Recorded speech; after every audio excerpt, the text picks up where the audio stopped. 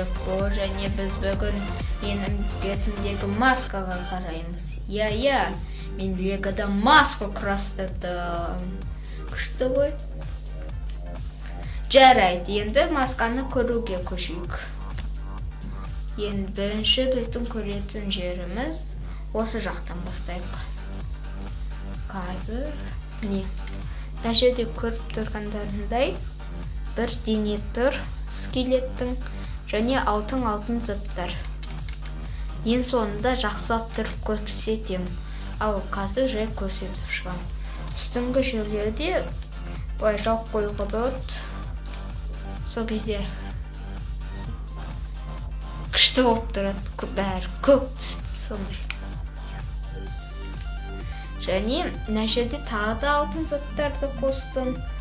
Мына жерде 3 ұстап тұратын бар. Екеуі жанынан және біреу үстіден.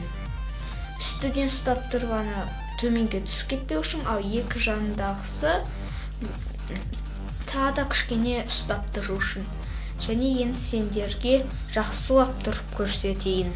Міне мен бетінен шештім және сендерге көрсетіп тұр. Енді сендерге жақсылап көрсетейін.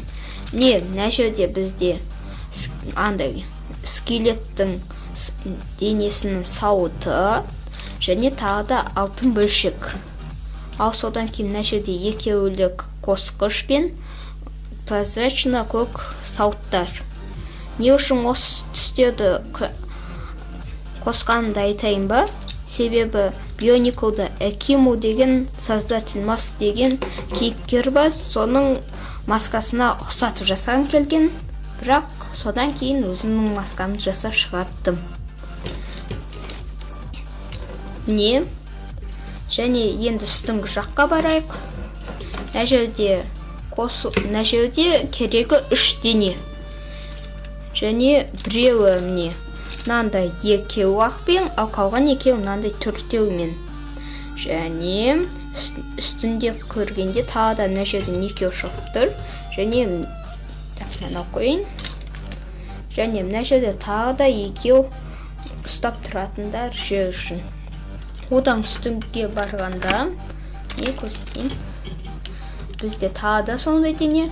Және бірақ мына жерде енді жалғаспайды. Мына жерде көзілдіріктерді ұстап тұратын жер.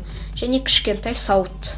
Және жандарынан күшті сауыттарды қосып қойдым.